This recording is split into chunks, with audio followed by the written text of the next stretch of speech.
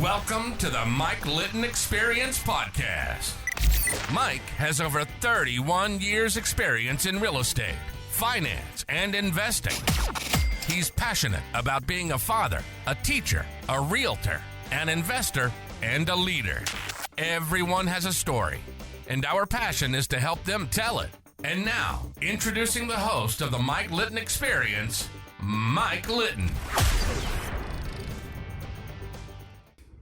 So what can you expect from the Mike Litton Experience? You can expect stories that will inspire, motivate, advice that will sharpen your focus, and expert information on real estate, finance, and market conditions. Casey Marriott, thank you so much for being our guest on the Mike Litton Experience.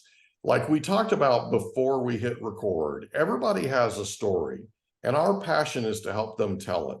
What we know from our listeners is they're going to connect with something having to do with your life story, right? Could be what you're doing now. It could be something you did in the past, but we know that they'll connect. And what it'll do is it'll inspire and motivate them to go do something they've been putting off, right? Like write a book or start a business or whatever, right? Go on a trip. So I'm super excited to have you here. And I'm super excited about what we potentially can do in terms of inspiring and motivating our listeners. So thanks again for being here. Thanks for having me. So with your permission, we're going to start with where you were born, go all the way up to today, and then we can talk about what you're working on today and then anything for tomorrow, okay?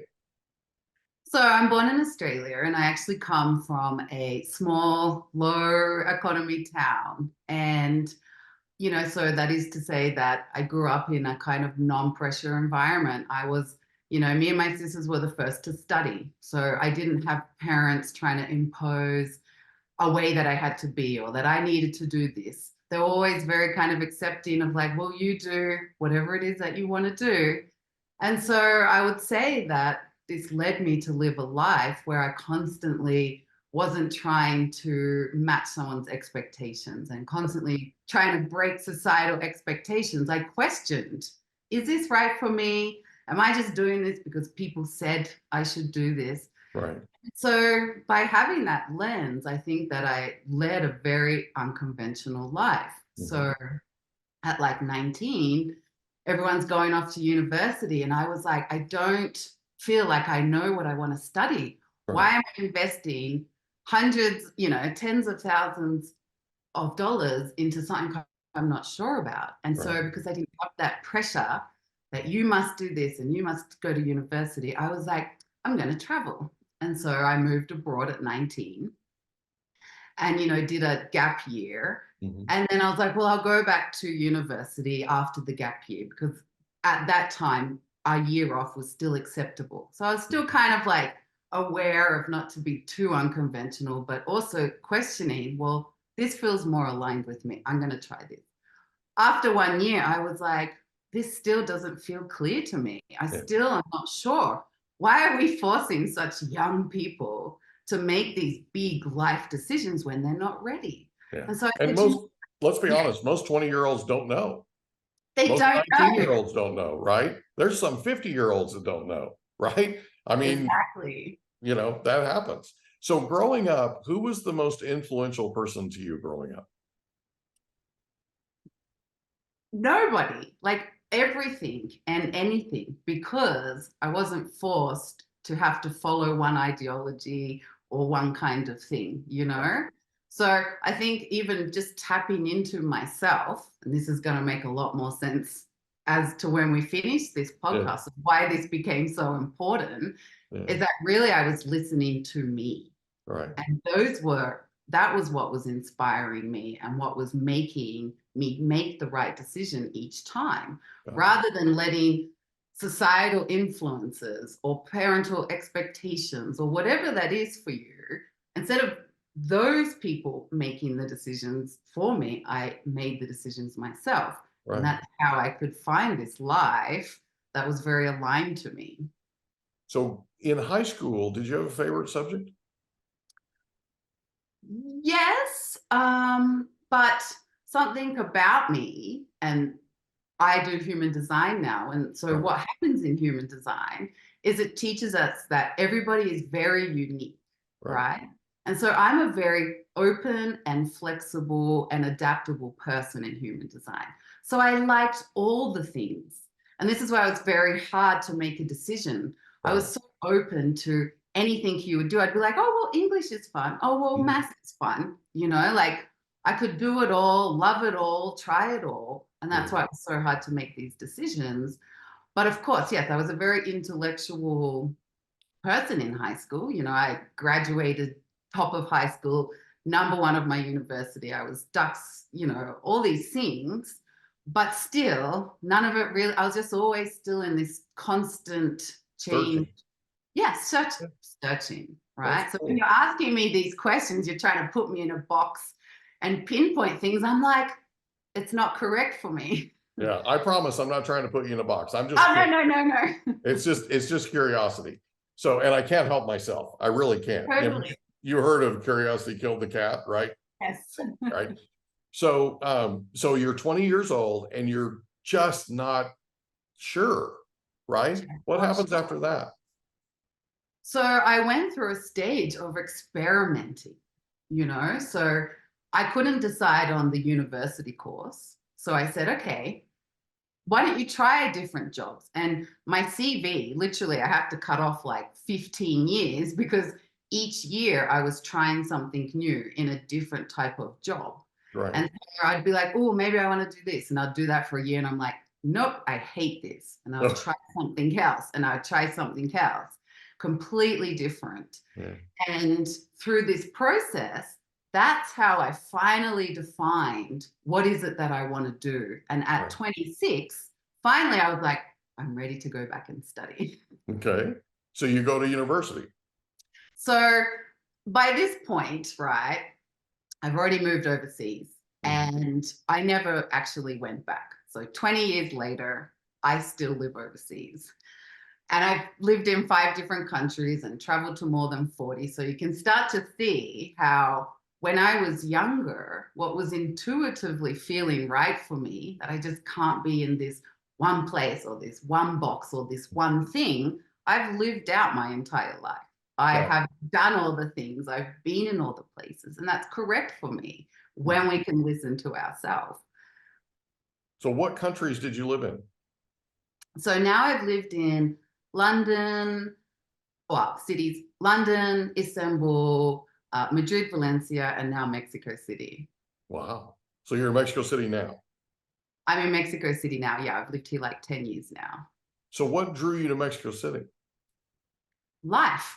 Okay. So, you know, just, again, you know, when originally for different reasons, I always loved Mexico. I did visit here first. And it's a country as well that's still in this state of change. And I think that's why I'm often drawn to these developing countries, because the rules are not set and there's lots of opportunities and there's, you know, can sometimes be less boxes. And so the energy here is very creative and the people are very happy and it's a very nice environment. So as someone like myself who is very, you know, that my environment is very important to me, I really love this country and I love just learning about different cultures and different perspectives. As I said, something that's always been correct for me is that I'm very open-minded.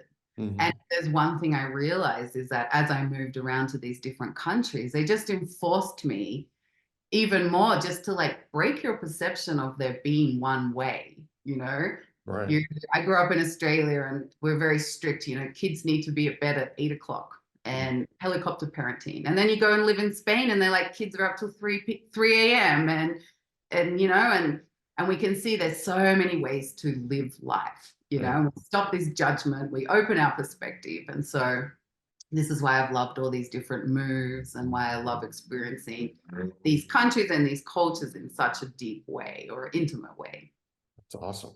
That's awesome. So you moved to Mexico City and you've been there now 10 years, right? So you're in Mexico City. Is that where human design is born? So no. So human design is it's kind of a overlay of multiple different modalities. So Okay. it does have an astrological element. It looks at your energetic makeup on the day that you're born. Okay. And why this is interesting is because um, it teaches us and it shows us what the way that we best use our energy. So Okay. are you high energy or low energy? Do you need structure or no structure? What are your strongest skills? How do you absorb information? And so it gives you all these little things, right? So much later in life, I was always still, even though I have lived a very unconventional life, I was still trying to do conventional things, working in particular jobs or working in a particular way. But because I'm such a person who experiments and doesn't really hold on to things too much, I'm very open to breaking things and trying again. Okay. I kept realizing that, my career and the jobs I kept finding myself still was lacking something, right? There was still missing this happiness or this fulfillment.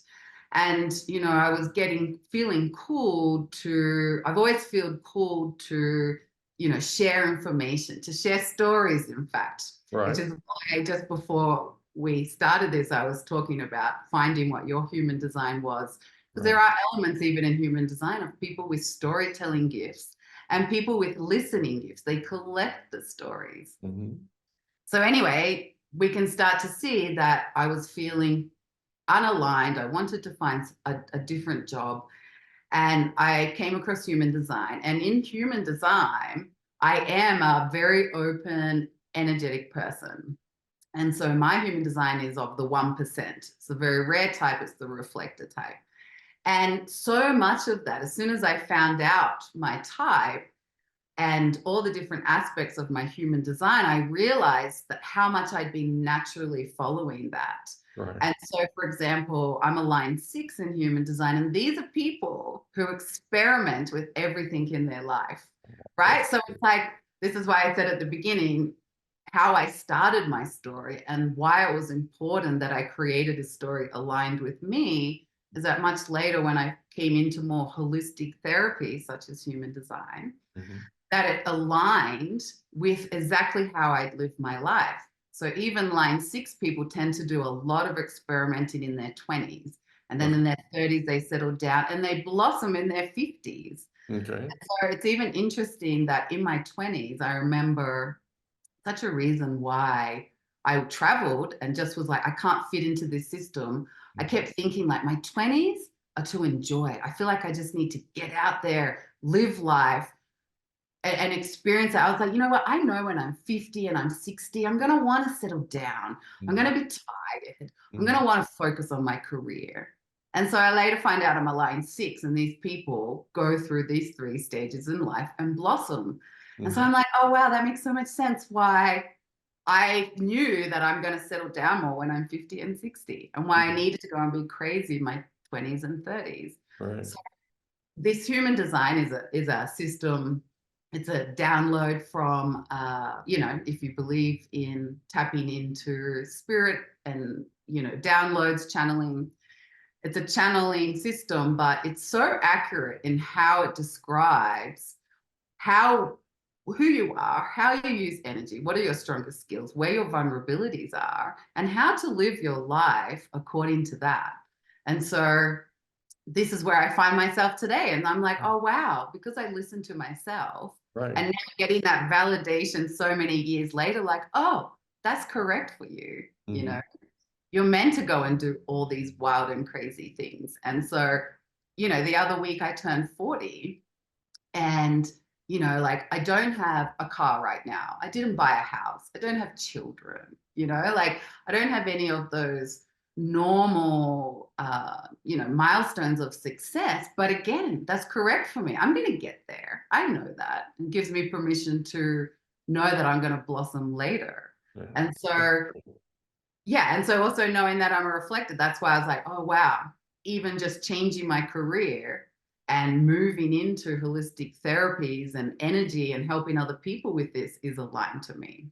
So here's a question. When did you find this out? Like, when did you get that clarification, that confirmation, what you call validation? So 2 years ago. Okay. So I had already felt, as I was saying, this interview is a little bit all over the place. My mind is in like this story is coming out in very different ways. But Right.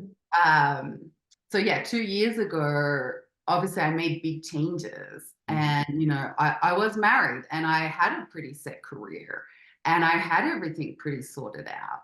But like I said, I knew something just wasn't quite right, according to me.